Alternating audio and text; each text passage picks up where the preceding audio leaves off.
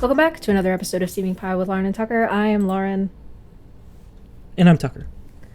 And I believe it was about a year ago when we were talking about Inside, because it had just come out.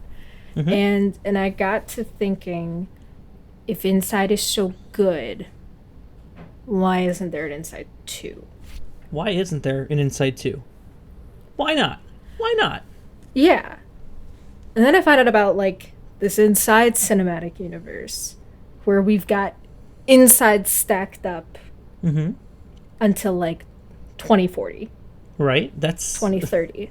That's such great news. It is. So yeah, I saw the Inside Outtakes. Mm-hmm.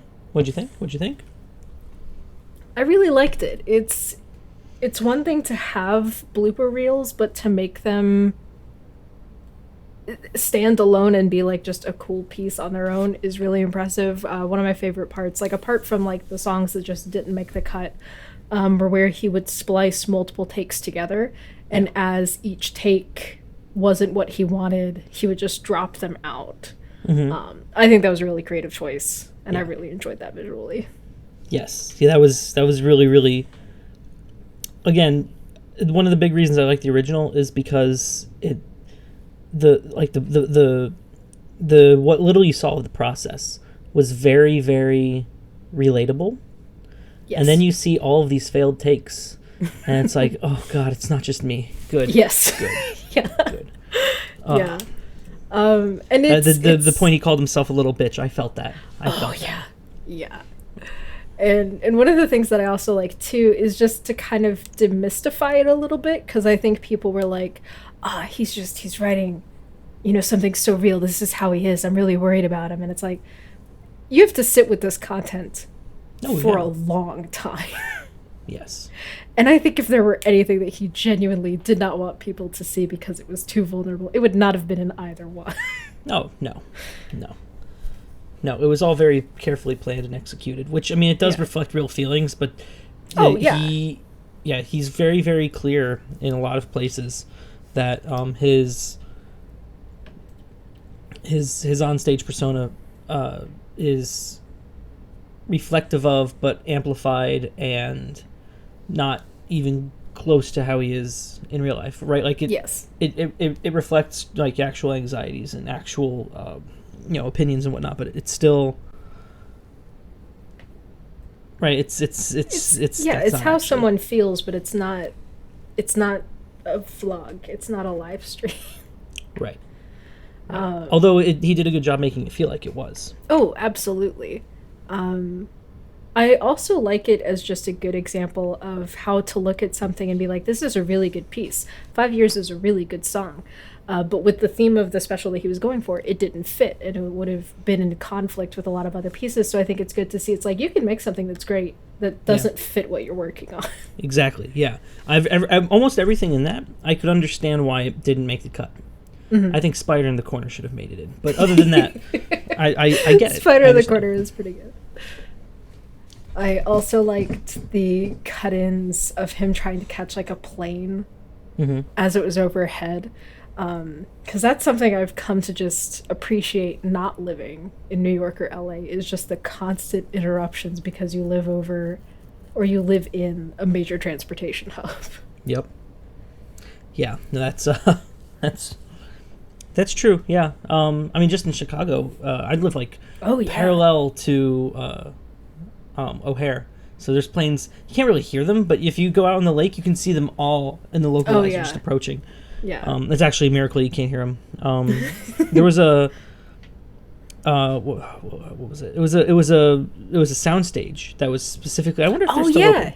But it was a soundstage for people to just use that didn't have multi-million-dollar things behind them. It was like a membership thing, and then you got and then renting the space and the equipment was pretty reasonable price. But anyway, they're really close to the airport, and they said that would be a problem if there weren't a politician also living there that had the nearby that planes just didn't fly over magically. How? Interesting. Yes. But I think I believe the plane bits were I mean, I think it was a little on the nose, and I'm glad he didn't put it in, because I mean, it would have made the point, but you know. Yeah. Yeah, and I think there's some, and we ended up rewatching just regular Inside, and there's some bits that evoke the plane bits, but I think he's going for something different in the bits that actually make it into the special. Yes. Yeah.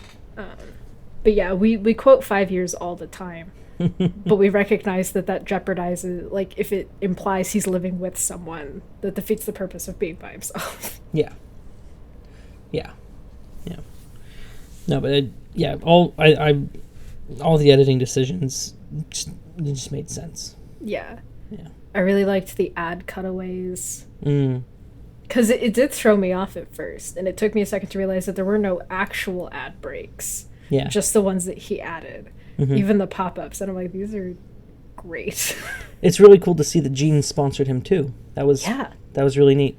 It's like getting sponsored by American Pork. You get sponsored by jeans. Hell yeah. Yeah. What's more American than pork and jeans? I submit to you, nothing. Yeah. But yeah, no, I'm very grateful that it was published. Yeah. I was worried that because Inside was so good that it made me frustrated that I would never make anything that good. And the Outtakes didn't actually do that. They actually did the opposite. Like, you know, so that was like, good. Whew. Outtakes are one of the best things that have ever been contributed to entertainment. That's a bold statement, but okay. I think part of it is just the disarming effect, and to make it seem like it was a fun experience. If I feel the same way about bloopers as I feel about music videos from the 1980s, because it makes it feel less like a multi-million-dollar production and more just like goofing off with people, you know. Which I understand for crew that can kind of be frustrating if you're having to reset the take a bunch of times because people just are goofing off. I get that. But some of them are a lot of fun. Yes. No, yeah. Yeah, that's true. And it's very... Have you seen bloopers on a recent movie? Ooh. Does Good Morning from Machine Gun Kelly count? No? That's a music video, right? It's a movie. Is it like, how big are the quotes around that? It is... It's like he got all of his friends together to just spend a day around Los Angeles filming stuff. Okay, so it's... It's dumb. It's a feature length? Yeah. 90 minutes or so. Okay. And there were a couple lines that were actually funny. I don't remember them right off, but there were a couple bits that were like, that's genuinely funny in or out of context. So. But it sounds like the whole thing was bloopers, more or less, yeah? For the most part. Like, the whole contrivance is a text typo sets him off on a madcap. But kind of in the vein of, like, Dude, Where's My Car? Kind of the stoner comedy feel of it. Okay. But, like, the theatrical releases, because they used to be all over the place, right? Every Jackie Chan film, a lot of Jim Carrey films, just comedies, right? Like, they would just... Yeah. Well, because with a lot of comedies, especially if you have, like, guys who are in a lot of comedies and were stand-up comedians, there would just be hours upon hours of stuff that just didn't get used. Like, I know that there's a version of Planes, Trains, and Automobiles that's over 3 hours, probably encroaching on 4, because it's Steve Martin and John Candy, and you can put those two together and they'll just come up with whatever. And whatever you choose to keep, like, that's up to the editing team later. Yeah, and anything with Robin Williams in it. The TV show he was in had bloopers at the end of each episode. Nice. I guess the last season or 2 of Scrubs used bloopers at the end as well, which was fascinating. Yeah. Like, I remember when animated films used to have bloopers. Those were a lot of fun. Fake bloopers, like Monsters Incorporated, yeah. Oh, yeah. Those were so good. But I guess depending on, like, with film scheduling, because I don't know if that's just because they were done ahead of time and we're like, we're not going to use this. Or if it was, like, for an end-of-year party or something. Because I have heard of end-of-year party reels that have been made. Yeah. And some of them have been awful. I can't remember, was it for Rugrats? Like, I was watching a video about an iceberg for Nickelodeon specifically, and I believe it was Rugrats. A guy who used to write for them talked about some of those end-of-year reels, and he's like, you would get, like, a frame, and you'd continue, and you'd pass it along to the next person, and it was just kind of a race to the bottom of just borderline illegal material. so those bloopers are not good contributions, but yeah, the Liar Liar bloopers. I've watched Full Metal Alchemist, the series had blooper reels from their dubs, because you get lines that are dubbed for what the original Japanese was, but sometimes you would have to make up something to kind of fill in the time, and those would be pretty good.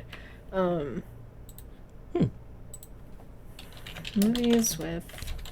Because I feel like the practice has died out fairly recently, right? Yeah. Like, they just don't get included even in comedies. Is it because the comedies are taking themselves more serious? Or, like, could it be because... I'm just trying to think of, like, a recent, like, full-on comedy. I can't think of one. Yeah, and there are so many films that I'm like, I would actually like to see what the bloopers looked like for this. Yeah. And you can access them on special features, but who buys DVDs anymore? Right, yeah. And so I think that's another thing, is like, you're not incentivized to add bloopers. I mean, I'm talking about the ones that used to be added with the credits. Yeah. It's negligible overhead. You have the footage anyway. Mm-hmm. It's going to take some intern editor an extra hour to compile them alongside the roll. So, yeah, I think it's a choice to neglect it or to ignore it. Mm-hmm. I also think it's bad companies that are including it, because I think the Netflix He's All That, I think it had bloopers at the end. Okay. Yeah. Is that like a full comedy, like 100% comedy? Yeah. Okay. Yeah. I think I'm stuck in my head thinking of, like, early 2000s comedy. Yeah. Those films, right? Like the ones that you would rent from Blockbuster, just those. Oh, yeah. And I guess it's been a while since I've seen a movie that's recent but has that kind of tone. Right? Like, almost as if... I don't know, and it's not like movies are getting less wacky. Yeah. Okay. Apparently from A24, Everything Everywhere All at Once bloopers are coming, but those weren't in the credits. That makes sense. That would have ruined it. Yeah. Yeah. Okay. For movies like that aren't full-blooded comedies, that makes sense. Right? Yeah, because it helps ease the tension. I think there was some director who even said that bloopers for horror films especially were helpful, as it helped the audience relax after what they had seen. Yeah. I don't remember actually ever seeing horror movie bloopers. You don't see them with Saw. You don't see them... Well, I mean, it will break the illusion with Paranormal Activity. The Conjuring universe, I don't think has any, if I remember correctly. No. So what horror movies have bloopers? I bet you would have to go back to, like, the 70s or 80s even. Wow. Interesting. Yeah. And that may not be a quote from a director, maybe just, like, people's opinions on how that stuff works. Because I know that was, like, a a big thing when they were trying to figure out the ending for the film release of Little Shop of Horrors, because in the stage show everyone gets eaten, but everyone comes out for the curtain call. But in the film, if you have everyone be eaten and you don't have a curtain call, it's like, well, there goes the neighborhood, I guess. Yeah. And so it can be helpful to have an alternate ending so people don't leave depressed. Mm-hmm. Especially if depressed is not what they were going in to feel. Yeah, I mean, it's a musical. Yeah. Yeah. You hear the opening song, it's like, oh, that's okay. Yeah, that's fun. And then it's not fun. It's a hungry plant. But like the Lighthouse, I would love to see the bloopers from the Lighthouse. Oh, there's got to be so many. It would be so hard to keep a straight face while Willem Dafoe went off like that. Yeah. And Uncut Gems is another one that I'm like, I really want to see what the goofs were for that. Yeah. Yeah. No. Yeah. And they exist somewhere. They don't throw away footage. Yeah. Especially recording digitally, it takes up no space. Yeah. Just archive it. So it's somewhere. It exists. Yeah, it exists somewhere. Deep in the archives of whoever makes the film. Yeah. Somewhere in the archives of Nickelodeon is the entire cast of SpongeBob in character swearing. Yes. Oh, I want it so bad. Like, you can find recordings of them in character swearing, but like not during an episode. Yeah, I listened to that interview because they followed it with like the requisite compilation of the characters cursing, and I'm like, oh, it'd be so good. Yeah. Like, what are they saying? Dolphin noise. What is it? What is a dolphin noise? Yeah. No. There's just so much. There's so much content, and then you have to imagine all the content that you don't see that supports the content. Right? Oh yeah. Like, sometimes I just think about, and I think we've talked about this before, but sometimes I just think about the, all the, like, just TV. TV exists. No matter how much you want to forget about it, it's still there. And TV channels like HGTV, Food Network, Motor Trend, background TV, and they just crank these shows out. And there's so much of just stuff that gets published, right? Yeah. Now think about all the supporting material behind it. Yeah. They probably, for each episode of I don't know, House Hunters. Yeah. There's so much, I'll bet you there's so much content. And then you got to whittle it down to 22 minutes, which is probably easy because it's A, formulaic, and B, you only want to keep the very interesting parts, and people are inherently uninteresting. So yeah, it's probably an easy edit. It's an easy shoot, but there's just so much of it. Yeah. Especially, and I'm sure, especially now that we're not on film, but we can go digital, that for a lot of those shows, and for other shows that are just so sensationalized, it's like, keep it rolling at all times. Catch. Oh, yeah. Buckets of footage. Oh, God, yeah. Any reality TV shows. Oh, yeah. Insane amounts of footage. Yeah, I mean, and there keeps being more. Every time I'm like, that has to be the last iteration of this concept. It isn't. No, it's not. But yeah, no, you have to keep filming, otherwise you'll miss something. Hell's Kitchen, for example, they got all those camera angles. So many camera angles. Yeah, that's the other thing too. And yeah, I can't imagine like trying to be the editor for that project and to be like, where do you even begin to try and like match the audio, figure out which parts to use. I don't know if the files themselves are compartmentalized, of like, here's day 1, here's day 2. Oh, yeah, they label the hell out of them. There's so much metadata tagged onto these. Yeah. Yeah. Yeah. Oh, just on, I think on just my camera alone, you can set like the name of the project, the name of the clip. It records the day, obviously, and once you bring it into the software, you can further add metadata. I don't use Adobe products anymore because they suck, but there's a whole Adobe program dedicated to metadata and ingestion called Prelude. It's you got to tag them. The program that I do use, Resolve, I'm pretty sure it will find and group faces in shots. Oh, wow. Yeah, so it'll also adorn the metadata with that. I don't know if it'll do anything further like Google Photos would. It totally could. Without even going to the cloud, it totally could. If it went to the cloud, it could do a lot more, but that would be really expensive. Anyway, that's beside the point. So I mean, that would be...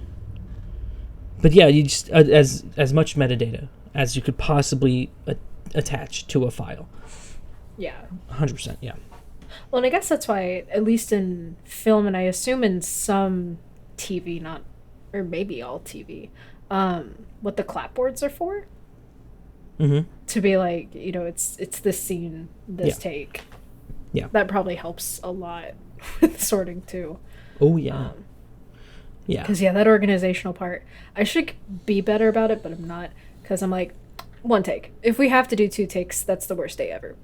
The battery lasts for an hour and a half. We have 20 minutes. That's it. That's all we need. Sure. Yeah. Yeah. Yeah. And just... I don't have a great organization system either. It's just... I rely on my ability to recognize files from thumbnails. That's really it. Pretty much. Yeah. Which, it's pretty... I guess I haven't done a multi-day shoot yet, and I should probably... Or a multi-day shoot where I didn't know what happened on each day. So I guess if I had ever come across that, I would probably organize it by day. But beyond that... All the cameras that I use have different file naming structures. Yeah. So I can tell them apart, right? Also in the metadata, you can tell it apart. I don't...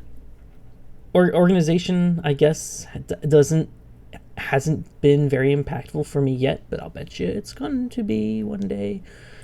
The bigger projects you make, the harder it gets, because making good content is hard. I wouldn't know, but I think that it's like when you, I don't know how you can like do metadata while you're shooting. The interface on my camera is pretty clumsy, so I don't know. And on some of the cameras I use, like GoPros, I don't think you can set metadata at all. You can add.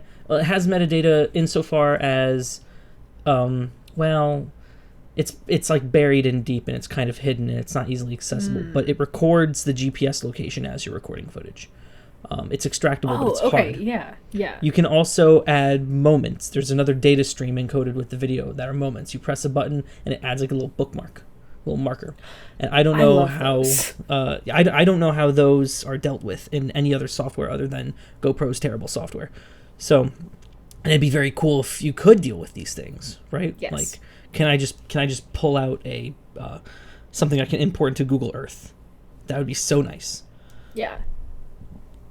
Because there's so much data being tracked and consumed. Just accessing it is half the battle. Yes. And just figuring out how to get it and how to put it into one source of some kind. Yeah. It's so yeah, pretty much every company that tracks data on you gives you the opportunity to get that data out of it, but it's very hard to deal with because it can be somewhat verbose. For example, I let Google track my location because it makes a cool line on a map. So, you can export it in Google Earth format and it looks fine. You can also do it in Google Takeout. Get your account history and it'll include it. And it's this massive JSON file of the raw values that they store. And it's so verbose. It's incredibly verbose. Like it tries to figure out based on what your phone is doing at the time and how fast you're going and where you are, what activity you're performing, right? And it tries to guess it based on some machine learning hullabaloo.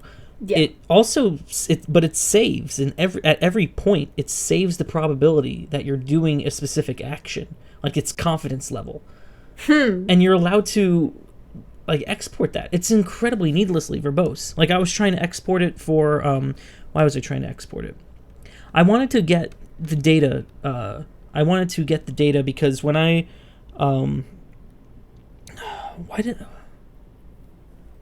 wearing a shirt. When we went to Winter Park, the elevation's 2 miles high. My heart rate skyrocketed. I wasn't used to such a low oxygen. Apparently, I'm really sensitive to that. Yeah. I didn't know. But I wanted to correlate the altitude of my location with the heart rate recorded by my Fitbit. It's a very, very weak correlation. You can kind of see it, but trust me, I felt it. It's kind of because you know, yeah. Yeah. You feel the change, whether or not it's being tracked. Yes. Yeah. First off, it was incredibly hard to get this data out of Fitbit. Incredibly, incredibly hard. I actually had to like reverse engineer it a little bit to get the minute by minute heart rate data that they store. Yeah. And then to get the location data, I tried to get the data out of Google Takeout, but it was just incredibly verbose, and I just couldn't parse it. It was too big, so I just had to download each day at a time from the timeline. Okay. Which was, it was 5 days, so it was fine. But I did end up with a pretty graph, and data is beautiful. I think never accepted that post because I was bullied into posting it to Reddit, which I hate doing. I hate Reddit so much; it's the worst. Do I still like consume it occasionally, very small amounts? But, posting anything to Reddit is. Oh, why would you? Yeah. Yeah, I think I've replied to maybe 3 things in the entire history of my time on Reddit. Yeah. And I've rolled back what I appear. I keep fighting the impulse to go to r/popular. Yeah. Because it's a mistake. Every time it's a mistake. Mm-hmm. And I think Reddit makes me a worse person. Like, it's the kinds of headlines it encourages you to click on just to see what other people think. Mm-hmm. I think it just makes my brain connect synapses to make assumptions and be mean about people. Like, even if you think they quote unquote deserve you being mean to them, it's like I don't like that thought process. Yeah, it makes sense. Yeah, I've stopped going on Reddit because it made me depressed. Yeah. Like I get it, the world is ending. I don't want to like see that here, right? I don't need to be reminded. And like you can go to like for some reason you can go to like the news app, Google News. It's just as bad, but it doesn't depress me as much, and I don't know why. But I had to unsubscribe from all of the default subreddits because it was bad. It was horrible.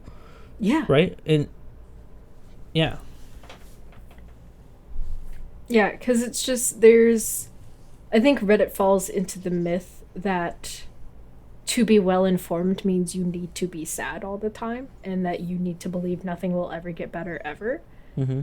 And that giving into the kind of doomer ideology makes you big brain. That's a very good way to put it. Being a doomer makes you big brain. That cannot be true. That cannot be true. I hope we haven't gotten to that point, but that cannot be true. Well, you go on, you don't go on stuff like r/antinatalist, where they're like, not only is, having children an act of violence, the very concept of existence is horrible. And I'm what? Antinatalist. All right, let's watch how poorly I can spell this.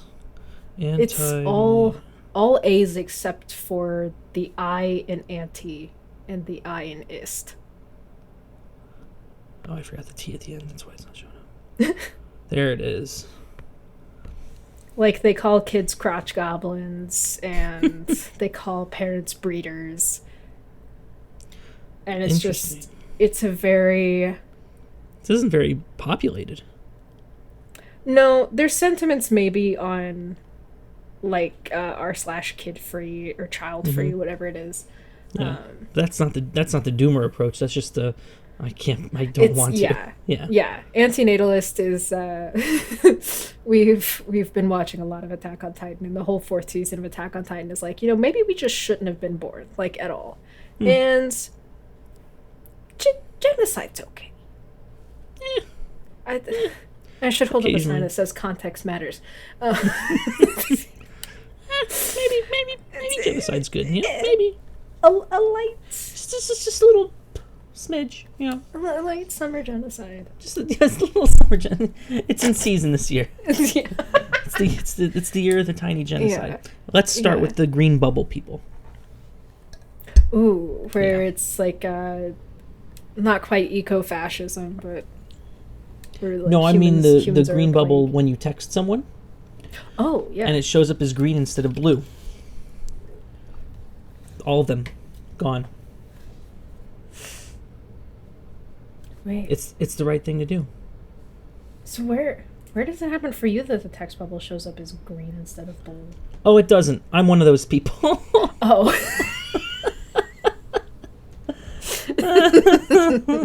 If Tim Apple had his way, though. I read somewhere that people who get some people have horrible reactions to the green bubble, and it's like, why? If that's a text message. Yeah. I don't get it. I don't get it. My phone doesn't differentiate. Doesn't shame me for having friends. Yeah. Like, the most it does is that it sends a duplicate message whenever someone reacts to something. Like, if they the tapbacks. Loved an image. Yeah. Laughed at a text. My phone's supposed to support that, and it doesn't. It's supposed to parse it and show me, but it doesn't. I don't know if it's Message's fault or T-Mobile's fault. I don't know. I don't know. My gut reaction is blame Google, but I don't know. I think that's fair to blame Google. Was it Google who bought all of DuckDuckGo's data? What? There's no way. DuckDuckGo sold a bunch of data to somebody. Data for what? Aren't they supposed to not track it? They are. What could they have possibly had to sell, and to whom did they sell it? Either Google or Microsoft. One of the big boys. Data sale. DuckDuckGo browser allows Microsoft trackers due to search agreement. That's what it was.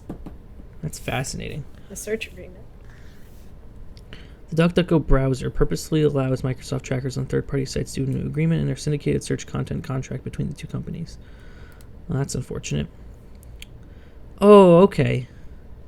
It's the... Yeah, okay. You can capture data within DuckDuckGo's so-called private browser on a website like Facebook's Workplace.com. Okay, it does not stop data... Oh, interesting. It doesn't stop data flows to Bing advertising domains. That's fascinating. Mm-hmm. Okay, all right. Yeah, I mean, that seems a little hypocritical. I think Brave doesn't do that, does it? If we're talking about private browsers. Yeah, Brave still held on. Yeah. And they're still good. All right, well, that's one. People keep telling me I should use Firefox. No. If I cared that much, I'd go all the way to Tor. I don't know. Oh no, they're showing me ads that might be of interest to me. Yeah. And I don't understand the And I think I saw something. It was they looked at a website with an eye tracker that had ads on it, and people ignore them automatically with their own eyes. They glaze over it because if it looks like an ad and smells like an ad, people aren't going near it. Yeah. And I mean, I have a pretty aggressive ad blocker anyway, just so pages don't suck, right? Yeah. I hate it, and this is really only a problem on mobile because of the form factor, the vertical form factor. Yep. Oh, you could see me twice. Ugh. Yes. When layout thrashing happens, that is the worst thing. Oh God, this is a solved problem. Make a space for the ad if you're going to load it. Don't just expand the content and go, whoop, here you go. Yep. When you're halfway down and something higher uploads, just don't do it. Load it when I scroll over it if you really must, but layout thrashing is the worst.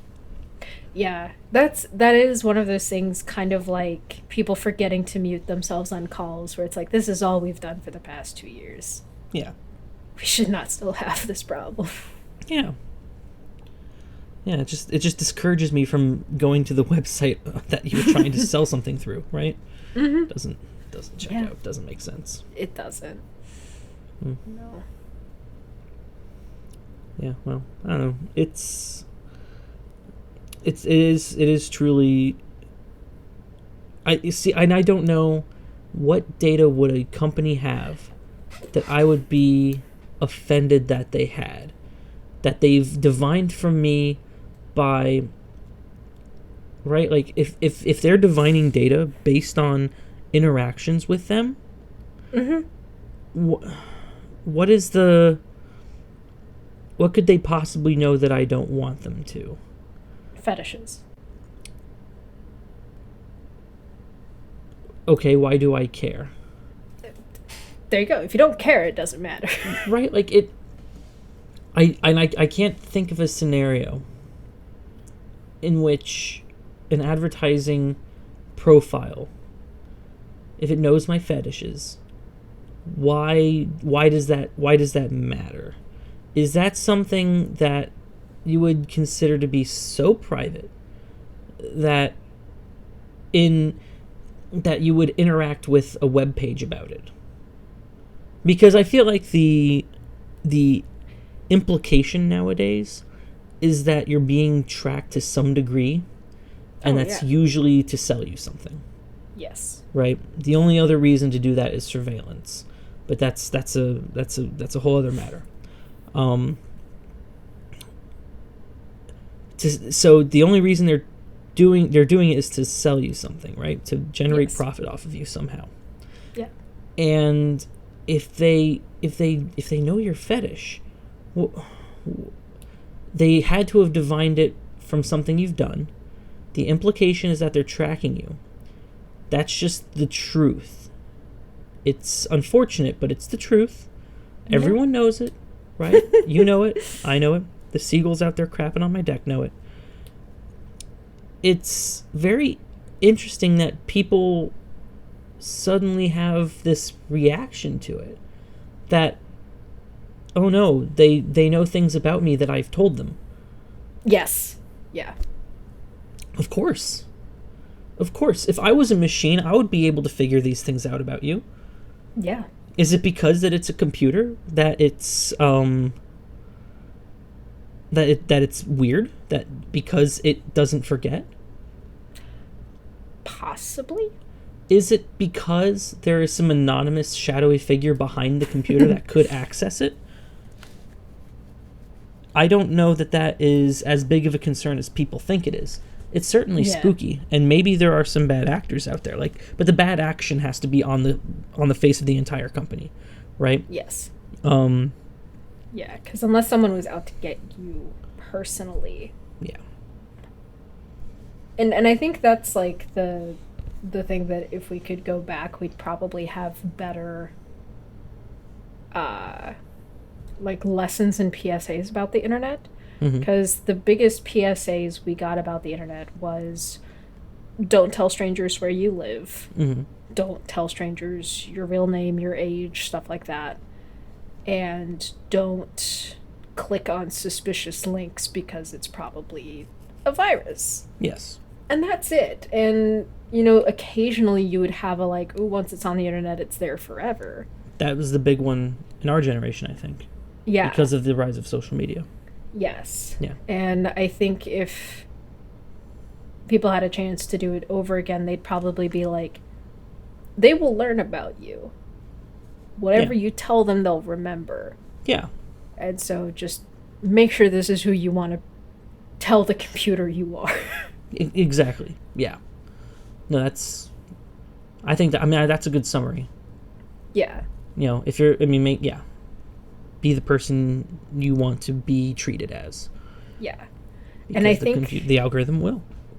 Yeah, and it's something that I've thought about for future reference of protecting like my future children from just being on the internet before they can say what about them goes online. Mm-hmm. And so it's like I think that's like the retraining is like stop posting your baby. Yeah. The computer can build a whole face for them before they even understand they are a person. Yeah. Yeah, then I never understood the whole, post your baby to Facebook. That's just so strange. Why do you want to broadcast that even? Like the people who you want to, just send them the photo. Yeah. Why? Yeah, just. Yeah. You don't tell people when you're going on vacation. Mm-hmm. I'm not telling the Zuck when I give offspring. Yeah. He doesn't need to know. No. He's not doing too well, is he? Facebook stock is still like hilariously down, right? Probably. I would imagine so. The oligarchs they're not doing so hot. They're either giving away tons of money a la Warren Buffett, or they're repeatedly doing foot in mouth as the muskrat's doing. Yeah, well, it's up today, but it's down 16% in the past month, down 50% the last 6 months. Goodness. And over the past year, it's down half.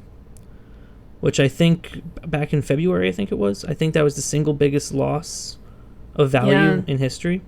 Yeah. And it's like, yeah, no, that makes sense. Yeah. that makes a lot of sense. Yeah. Whoa. Oh, a lot of the stock market's up today. That's fascinating. Not the Dow Jones average, but a lot of the S&P 500 and NASDAQ is up. Apple is up. Thank God. Do I even want to look at Tesla? I don't own a lot of it, but there's no. Okay, I think it's still down. Today. Oh, it's out. Okay. Today, recently, not so hot. No. Yeah, it's okay. It's okay. You just gotta bite at the top and ride that baby all the way down. Whee!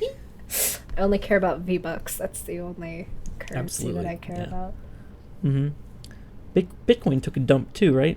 People are realizing now that it's dumb. Yeah, I think I saw an article that Jake Paul, who got big money from Bitcoin, is now broke because Bitcoin crashed. And the Schadenfreude was rich on the internet. Schadenfreude stocks were way up. Yeah, I believe it or not, I don't care. I don't care about that. About what he can be broke. That's good. Okay, sure. Yeah. You play silly games, you get silly prizes, huh? First off, such a great phrase. I know you didn't invent it, but it's such a great phrase that brings me such great joy. And silly is just such a better adjective for it than stupid. Yeah. Silly games and silly prizes are for God's littlest clowns. And I love that so much. Yeah. Yeah. No, it's incredible that you could treat something so volatile as a currency. Mm-hmm. It's so ridiculously volatile. And you got person taking it for cars. Like, I don't understand. How do you take cryptocurrency for anything that's worth over $100 without putting yourself at substantial risk? Ooh. Right? If I can, sure, I'll use Bitcoin to pay for a coffee. It's not what it was designed for, but sure, I will give you $5 worth of Bitcoin for a coffee.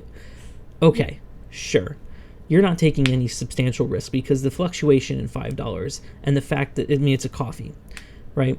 Yeah. And you'll want to cash that out frequently. To buy a car with Bitcoin and then have it crash is such a huge risk. Yes. Because these cars are not expensive. I'm talking about Teslas. Yeah. I don't know what their margins are. They can't be great because batteries are expensive. Mm-hmm. So. And the cars just explode sometimes.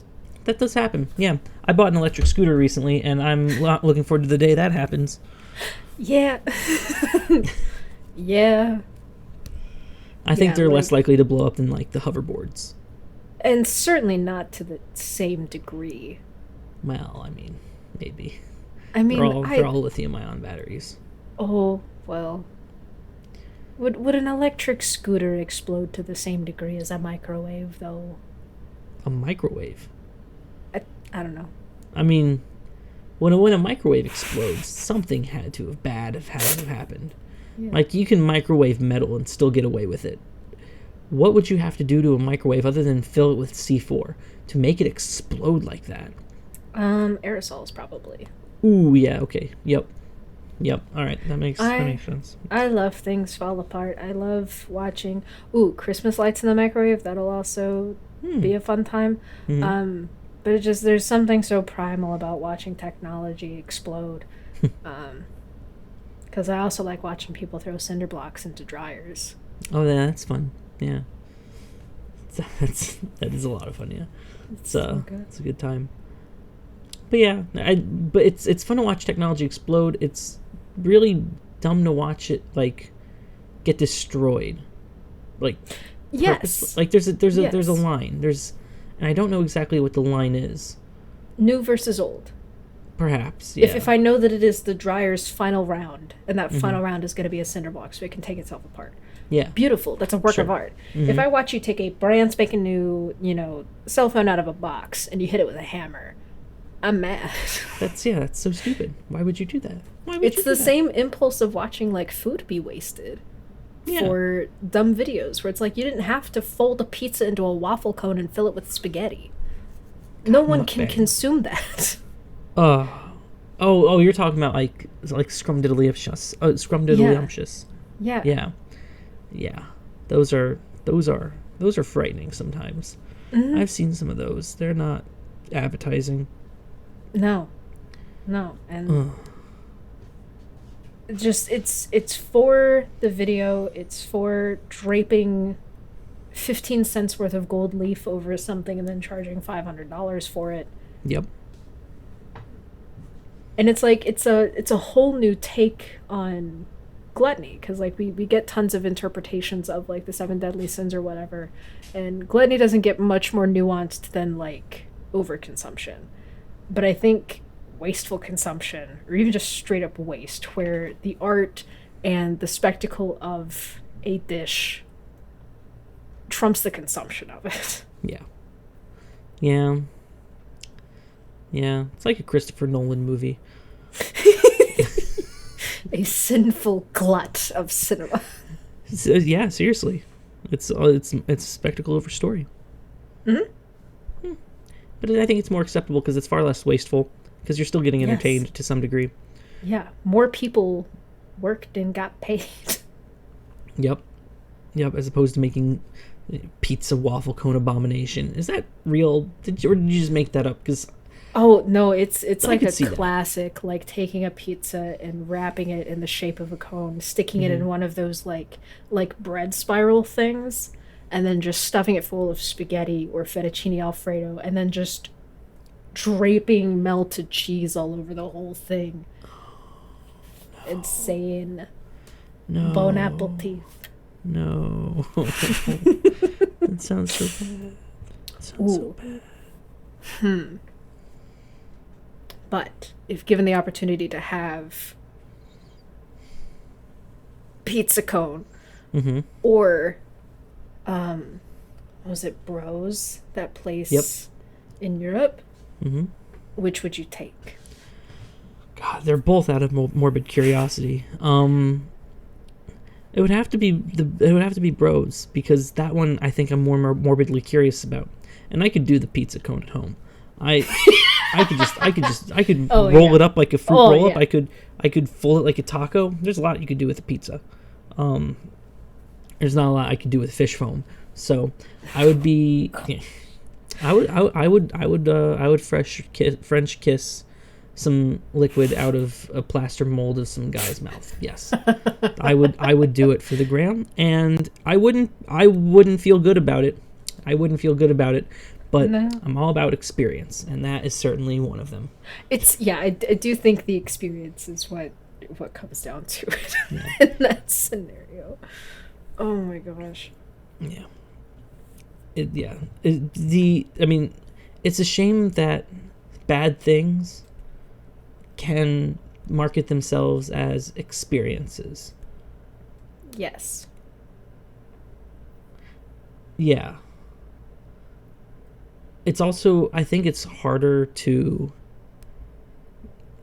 I'm just trying to think, because I'm basically describing the plot to the producers. It's, you can make something bad and be like, oh, everyone hates this, come see why, right? Yeah.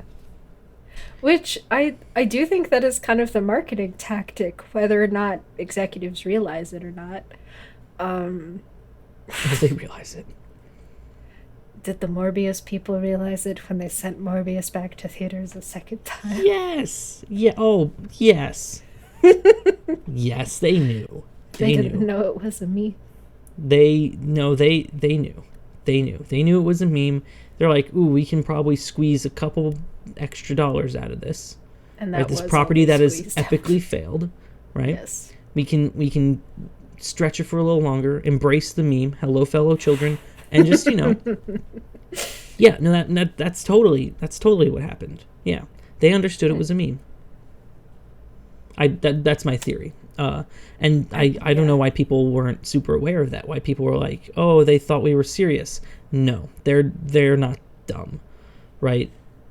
they there's no way they are dumber than you are. Look, I'll say it. Yeah. People on Twitter are stupid. What? Oh yeah, right. All of them. I'm shocked. All of them. Neil deGrasse Tyson's on Twitter. Stupid. Absolutely horrible. His tweets are despicable. But you shitposted about a movie for a long time. People say it's bad, and it gets bad reviews, and people are memeing about it, and then they're not blind. It's not like they live under caves. They know. They have whole marketing teams that are dedicated to tracking the reception of a movie before they greenlight a sequel, right? Yeah. No, Twitter. You didn't trick anyone. They tricked you. I did like the change petition that started, hey, we were all busy that weekend. Can you bring Morbius back a third time? That was a good one, yeah.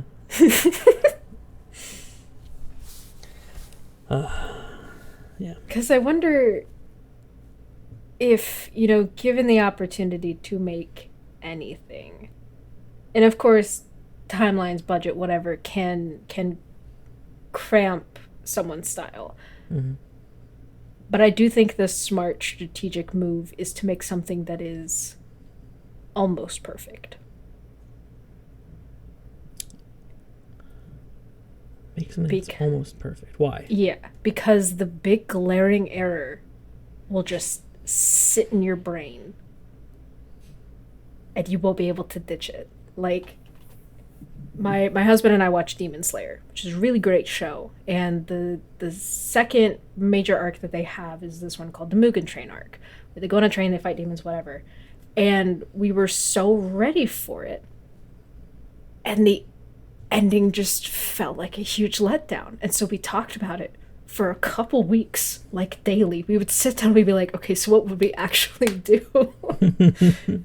But it was still good enough that we kept watching. And there's like a very fine gray area where people have to talk about it because it's almost good. It's like a problem that your brain has to solve, and it can't put it away until it gets closure. And if you leave something with just that little bit of just a little window of, ooh, but what happened? It gives people something to talk about. Like, would we still talk about the film Lost in Translation if people knew what Bill Murray whispered to Scarlett Johansson at the end? Who's to say? Inception in the top. Like, is he dreaming? Is he awake? It's a very one of the two. Yeah. It's gotta be one. Yeah, no, it's gotta be one of the two. No, yeah, I can see the logic in that. Although I do wonder why this isn't done more, like outside of just the traditional cliffhanger. Why I mean, if that was indeed a tactic that worked, then why isn't it done more? Or is it? And we're just unwitting participants in their world. I don't know. That sounded unnecessarily conspiratorial. I'm sorry. It's the fun kind of conspiracies. I'm not trying to frame a cabal of shadow influencers. I'm just... Yeah. Yeah. So making movies is hard enough. Adding another psychological marketing layer is something that most directors just simply do not want. I mean, it's forced upon them anyway, but... Yeah. Well, and you never know how people are going to take an ending. Like, I actually started The Sopranos today knowing full well how it ends. Mm-hmm, same, Partially because that ending is one of the first things I learned about the show. I knew there was a show called Sopranos, and the ending was the way that it was. Mm-hmm. Yeah, I'm excited to get... I've been stuck in the middle of season 3 forever. I just need to get back to watching it. Yeah. But yeah, I'm looking forward to like how it's actually executed. Like how is that? Does it fit? Is it bad? Is it Game of Thrones level bad? I don't know, but right now my cold take is Sopranos good. Checks out. Yeah, I'm with you there. Seems to be popular opinion. Yeah. Yeah. No, I mean, James Gandolfini is great. I think he occupies a similar space in my brain right now that Philip Seymour Hoffman occupied, of just good, impossible to not watch when on screen. Yes. Yeah, I agree with that. I was also not expecting him to be as tall as he was, which he's not. Huge, yeah. He's not like insanely big, but he is over 6 feet tall. And so that first moment when he walks into the kitchen and he's taller than the fridge, I went, oh no. Yeah, he's a big dude. No. Yeah. Yeah, he's a big guy. Yeah. Seems like a nice guy though. Everything I've read about him was he's like, I mean, does he have to be violent though? Because I watched a video today that looked at the Twin Peaks universe and talked about how The Return was kind of taking a lot of the major components of prestige television like The Sopranos, Breaking Bad, and Mad Men. And I'm partially watching The Sopranos because I want to see where it fits in my feelings about those 3 shows. Because Breaking Bad, love it. It's great. Yep. Mad Men should have been right up my alley because we have, a borderline alcoholic douchebag who sells advertisements, and I'm like, that's great. But I just could not get into it. I think I managed to get like 7 episodes into it, and I'm like, I can't. But Sopranos, this is great stuff. And I think it's the violence. I think I do enjoy guys who are just like, don't you just want to go ape shit? And I'm like, oh yeah, we do want to go ape shit. Let's go. Yeah. But what if I hated women? I'm just like, that's just the 1960s. Yeah, that was just par for the course. Yeah. I think it gets better through the series, though. I haven't seen it all, but it was playing in the background for my freshman year, and I picked up on some of it. It's like, yeah, it got better as time progressed. Imagine that. Yeah, because I like John Hamm. He's great. Oh, he's John Hamm's great. Everything else that I've seen him in. And he plays Don Draper very well. Incredibly well. Yeah. Yeah. John Hamm is good. I like John Hamm.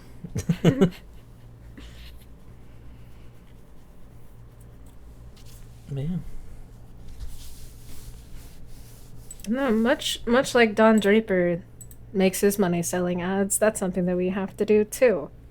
Haha. Oh, indeed. Good segue. Well, this episode of Steaming Pile is brought to you by the Causeland Foundation. The Causeland Foundation spends millions of dollars ensuring that cause precedes effect. However, this episode is also sponsored by the Effect Consortium. They spend millions of dollars trying to make effect come before cause, so in reality, this episode is sponsored by the brutal war between the two directions of time, which is neat. So far, as I'm sure you're aware, the Causeland Foundation is winning. the war with the time direction. But I mean, you never know. It could come to pass that the Effectland Consortium figures it out and time starts to go backwards. It's possible that it has already happened, and you're wondering why I'm reading this ad. So in a second, Lauren will ask me to read the ad with a cool segue. And if that happens, then you know that they've won. So thank you to them for trying to preserve and or reverse the direction of time, I guess. It's very generous of you guys, whoever you are. Yeah. Oh. That was great. It's really nice to be able to make money, which is why we're able to make money with this ad tonight. Yes. Thank you. Thank you, time people. Yeah.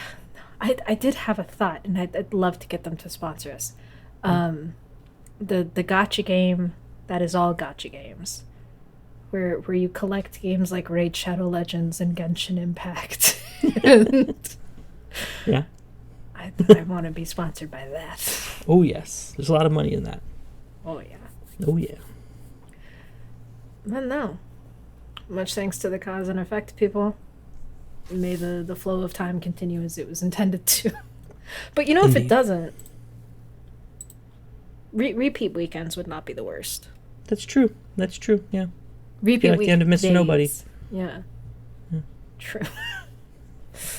Yeah. No, but this has been Steaming Pie with Lauren and Tucker. I've been Lauren. And I've been Tucker. And we'll see you all next time.